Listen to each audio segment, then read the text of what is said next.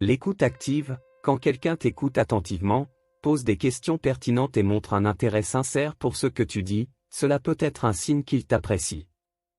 Le soutien, si quelqu'un te soutient dans tes projets, t'encourage à réaliser tes objectifs ou te donne des conseils utiles, cela peut indiquer qu'il tient à toi.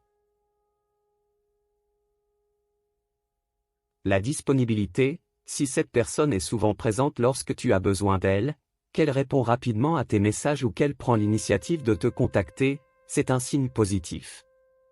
Les gestes attentionnés, des petites attentions comme des compliments, des sourires, des cadeaux ou des actes de gentillesse peuvent témoigner de l'affection de quelqu'un envers toi.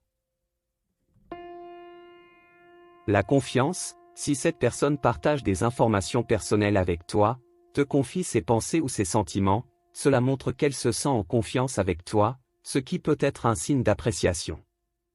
Le langage corporel, observe son langage corporel lorsqu'elle est en ta présence. Un contact visuel soutenu, des sourires fréquents, des gestes affectueux peuvent révéler des sentiments positifs. Les mots, parfois, les gens expriment ouvertement leur affection en utilisant des mots comme « j'apprécie ta compagnie »,« je suis content de te connaître » ou « je suis là pour toi ». Bien sûr, il est important de ne pas tirer de conclusions hâtives et de prendre en compte le contexte et la relation entre vous deux. La communication claire et ouverte est toujours la meilleure façon de comprendre les sentiments des autres. De l'idée que peut-être vous aimez la même série de télévision et vous avez commencé à regarder cette série ensemble. Et discuter des épisodes après peut-être que vous avez des intérêts communs dans la nourriture, la cuisine, peut-être que vous aimez tous les deux la cuisine italienne et vous avez partagé de nombreux repas italiens ensemble ou peut-être que vous êtes tous les deux passionnés par la photographie et vous avez passé des heures à explorer des endroits à prendre des photos ensemble. En dehors de ces intérêts communs, il peut y avoir d'autres signes que la personne t'aime, elle peut te montrer beaucoup d'attention, elle peut t'écouter attentivement quand tu parles, elle peut se souvenir des petits détails sur toi que tu as mentionnés dans le passé, elle peut te soutenir dans tes projets. Tes rêves, elle peut être là pour toi dans les bons moments comme dans les mauvais et elle peut te montrer de l'affection d'une manière ou d'une autre, que ce soit à travers des mots doux, des gestes tendres ou simplement en étant présente quand tu as besoin d'elle. En fin de compte, l'amour se manifeste à travers les actions et les attitudes de la personne envers toi, et si tu prêtes attention à ces signes, tu pourrais avoir une meilleure idée de savoir si la personne t'aime vraiment. Notamment dans le contexte des boîtes de nuit et des rencontres amoureuses. Le texte semble mettre en lumière le fait que, dans certains cercles sociaux, les individus peuvent être attirés par des personnes ayant un statut financier similaire et partageant des intérêts communs, même s'ils proviennent de milieux différents. Il souligne également la possibilité pour toute personne, quelles que soient ses origines socio-économiques, de désirer des choses haut de gamme et de chercher à s'améliorer, mais il met en garde contre le fait de compromettre l'intégrité ou de nuire à autrui dans cette quête. Il s'agit d'une réflexion sur la complexité des relations humaines et des désirs individuels, ainsi que sur les différentes façons dont les individus peuvent être perçus en fonction de leur contexte social et financier.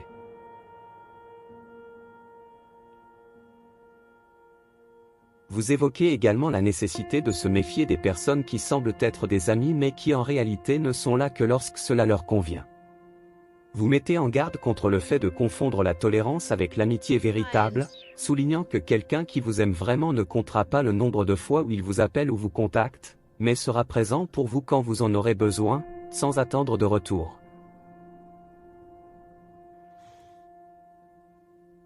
En somme, votre texte semble souligner l'importance de la sincérité, de la loyauté et du soutien réciproque dans les relations interpersonnelles, plutôt que de se contenter de simples affinités superficielles. Toi, ne remets pas en question ton intégrité et ne cherche pas à te contrôler. Une véritable amitié, tout comme l'amour, est fluide et naturelle. Si tu ressens le besoin de forcer les choses ou de te conformer à des attentes pour être aimé, alors ce n'est pas de l'amour authentique. La confiance est une composante essentielle de toute relation saine, mais elle ne devrait pas être accompagnée d'un besoin constant de contrôle. Si quelqu'un t'aime vraiment, il te fait confiance et ne cherche pas à te surveiller en permanence. En fin de compte, l'amitié et l'amour véritable se caractérisent par une acceptation inconditionnelle et une absence de doute. Il semble que vous exprimiez de la frustration et de la confusion par rapport à des relations interpersonnelles. Il semble y avoir une déception à l'égard de quelqu'un que vous considériez comme un ami, mais qui a peut-être dit ou fait quelque chose qui a blessé vos sentiments.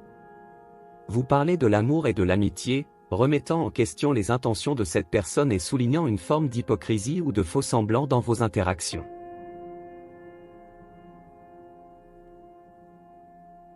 Il est important de communiquer ouvertement et honnêtement avec les personnes qui vous entourent pour clarifier les malentendus et exprimer vos sentiments. Parfois, les gens peuvent dire ou faire des choses qui sont mal interprétées, et il est possible que cette personne n'ait pas eu l'intention de vous blesser. Concernant votre réflexion sur la fraternité et l'amitié, il est vrai que les relations humaines peuvent être complexes et parfois décevantes. Cependant, il est également important de se rappeler qu'il existe des personnes sincères et attentionnées dans le monde, et qu'il est possible de construire des relations significatives malgré les difficultés.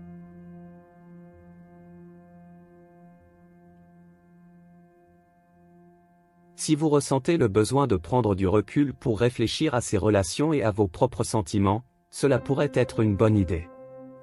Parfois, une pause dans les interactions sociales peut permettre de clarifier les choses et de prendre des décisions éclairées sur la manière de poursuivre les relations. Et n'oubliez pas que vous méritez des relations saines et enrichissantes où vous vous sentez aimé et respecté. Un sentiment de méfiance envers l'utilisation du terme « mon frère » ou « ma sœur » par des personnes qui pourraient ne pas être sincères dans leur affection ou leur soutien. Vous soulignez que cette familiarité peut parfois dissimuler un manque de respect ou une hypocrisie, surtout lorsque cela vient de personnes qui ne partagent pas nécessairement votre background ou vos valeurs. Vous évoquez également une certaine critique envers ceux qui cherchent à projeter une image de modestie et d'humilité, mais qui ne semblent pas toujours suivre ces principes dans leur propre comportement, en particulier lorsqu'il s'agit de personnalités publiques ou de célébrités. Il semble que vous ayez des opinions bien arrêtées sur ces sujets et que vous souhaitiez exprimer votre point de vue sur l'importance de l'authenticité et du respect mutuel.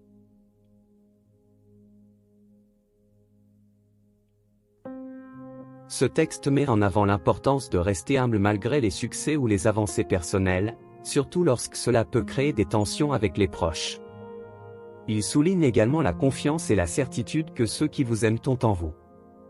Il met en garde contre le fait de laisser l'orgueil prendre le dessus, car cela peut conduire à des malentendus et à des conflits dans les relations. L'amour véritable implique la confiance mutuelle et la certitude dans les intentions de l'autre. Il met aussi en lumière la distinction entre l'amour authentique, qui ne doute pas de l'autre, et la peur de perdre quelqu'un, qui peut conduire à la méfiance et à l'insécurité. En résumé, le message principal est celui de la modestie, de la confiance mutuelle dans les relations, et de la distinction entre l'amour authentique et la peur de perdre quelqu'un. Les relations interpersonnelles.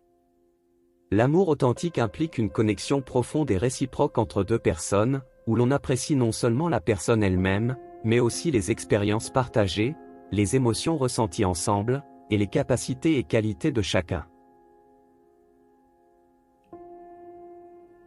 Lorsqu'on aime véritablement quelqu'un, on ne peut pas le perdre facilement car cet amour est fondé sur une compréhension mutuelle et une acceptation inconditionnelle. Cela signifie aussi qu'on ne nourrit pas des pensées négatives ou des doutes sur les actions de l'autre, car on a confiance en la relation et en la personne aimée.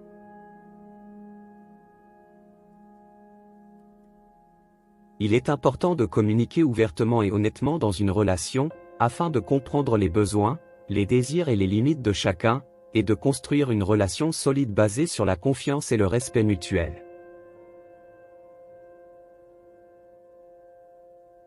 ainsi que de la dynamique de l'argent dans ses relations. Le passage évoque des sentiments de jalousie, de désir matériel et de vérité dans les relations amoureuses.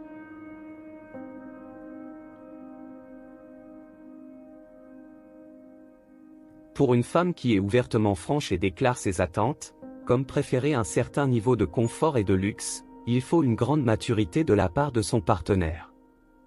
Ces femmes-là savent ce qu'elles veulent et comment l'obtenir. Si vous êtes la personne avec qui elles choisissent de passer du temps ou d'être exclusives, elles feront les efforts nécessaires pour maintenir la relation. Elles ne sont pas le genre de femmes qui vous quittent dès que l'argent disparaît. Ceux qui prétendent les aimer mais partent lorsque les conditions matérielles ne sont plus avantageuses sont en réalité ceux qui mentent sur leurs sentiments.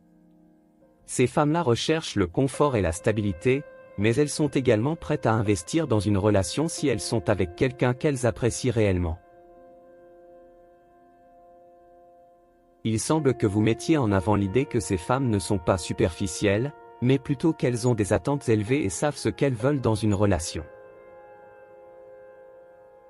Elle fera en sorte que tes affaires ne trébuchent pas parce qu'elle aime les choses et tu le sais, tu comprends, c'est ça la différence. Il faut être poussé à voir la vérité. Personne ne vient dans ta vie sans raison, il y a personne sauf les membres de la famille. C'est vrai que même une femme qui vous a aimé pour de l'argent peut éventuellement commencer à vous aimer pour de vrai parce que vous passez du temps ensemble. Elle voit la construction, elle se construit à travers vous, vous construisez ça. Ce sont ceux qui sont travailleurs, ce sont ceux qui ne font rien. Toi, c'est toi qui es le papa, tu es la maman, tu fais tout. Quand elle changera d'avis, tu te demanderas, c'est ça ? Vous évoquez également le fait qu'entendre des choses négatives dites sur vous peut être blessant, même si vous êtes présent ou si vous choisissez d'écouter. Cela met en lumière l'importance de la loyauté et du respect mutuel dans une amitié. En résumé, vous semblez exprimer une forte conviction quant à la manière dont les amis devraient se comporter les uns envers les autres, mettant en avant des valeurs telles que la loyauté, le respect et la protection mutuelle. Écoute active et réaction réfléchie, il est essentiel de reconnaître l'importance de l'écoute active dans toute communication. Plutôt que de réagir immédiatement, prenez le temps d'écouter attentivement ce que l'autre personne dit avant de formuler une réponse. Cela favorise une meilleure compréhension mutuelle et peut aider à éviter les malentendus. 2. Évitez les généralisations. Méfiez-vous des généralisations telles que « les gens disent » ou « les gens connaissent déjà ». Ces déclarations peuvent être trompeuses et ne reflètent pas nécessairement la réalité. Au lieu de cela, concentrez-vous sur des informations spécifiques et vérifiables pour mieux comprendre une situation donnée. 3. Acceptez la diversité des personnalités. Il est important de reconnaître que tout le monde a des traits de personnalité différents, et qu'il n'y a pas qu'un seul modèle de comportement alpha. L'idée de devenir un homme alpha peut être subjective et peut varier selon les cultures et les contextes sociaux. 4. Évitez les jugements hâtifs. Il est facile de juger les autres en fonction de leur comportement, mais il est important de se rappeler que chacun a son propre parcours de vie et ses propres expériences qui influencent ses actions. Évitez de sauter aux conclusions et essayez plutôt de comprendre les motivations derrière les comportements des autres. 5. Cultivez l'empathie et la compréhension. Plutôt que de se concentrer uniquement sur l'idée de devenir un homme alpha, il est précieux de développer des compétences en matière d'empathie et de compréhension des autres. Cela peut contribuer à des relations plus harmonieuses et à une communication plus efficace dans toutes les interactions sociales. Est en train de faire c'est un bébé aigle dans son œuf. L'œuf est tombé dans le truc que le fermier a pris. Il l'a mis dans le poulailler. Le petit aigle est sorti de son œuf et a commencé à circuler autour de soi. Il y avait des poussins, des canetons, tout ça. Il a pensé qu'il était un poussin ou un caneton, mais à chaque fois que les poules ou les canards bougeaient, il y avait un aigle, il y avait des bandades. Et, il y a un aigle, tout le monde fout parce que l'aigle. Mais lui, le petit, ne savait pas qu'il était un aigle. Quand il a posé la question « Mais c'est quoi ?» Pourquoi on a dit ça? On lui a répondu, c'est l'aigle, le roi du ciel. Il est féroce, il est puissant, indestructible, inébranlable, respecté de tous, adulé, célébré, c'est l'aigle. Mais le petit ne savait pas qu'il était aigle lui-même, pourquoi? Parce qu'il a passé toute sa vie dans le poulailler, des poulets, tout ça. Il y a beaucoup d'alpins comme ça, des vrais alphas, mais qui ne le savent pas parce qu'on leur a demandé d'être humbles. Ouvrez vos yeux, découvrez qui sont vos vrais frères, c'est très important. Faites des amitiés avec des gens qui vous dépassent, des fois, ils vont vous forcer à l'habitude quand vous ne demandez pas « Oh, je ne force pas l'habitude, tu vas mourir dans la misère », tu vas dire « vanité des vanités » aux gens, « vanité des vanités », cachez vos voitures, oui, parce que tu es dans la misère, tu es miséreux dans la tête. Il y a des amitiés qu'il faut forcer, au fait, c'est normal, les gens ne sont pas obligés de vous accepter. Comme on dit, j'ai réussi dans la vie, pourquoi je vais t'accepter toi? Pourquoi je te connais pas, je ne connais pas tes intentions? Tu veux que je te respecte, pourquoi? Tu as fait quoi? Le respect aujourd'hui se mérite. On ne respecte pas les gens seulement parce que c'est un humain, absolument pas. Sinon, la police ne vous chicoterait pas quand le président est en train de passer. On ne vous aurait pas respecté en tant qu'humain. On vous respecte pour avoir accompli des choses que la majorité ne fait pas. C'est ça, le respect. Pourquoi quelqu'un de célébré, un aïe d'un coin là, tout ça, t'offrirait son temps gratuitement? Parce qu'il faut te respecter. Pourquoi, oh, il m'a boué, moi, ASI, GB toi, tu es qui? Tu es. On va te bouder, c'est à toi de continuer, mon frère. J'avais écrit l'autre fois, tu comme ça, soyez humble pour qu'on t'ouvre la porte. Toi aussi, tu commences à manger, sinon, tu es là. Lui, il pense que tout ça, vous allez laisser ça sur terre. Vanité de vanité, l'a dit Bless.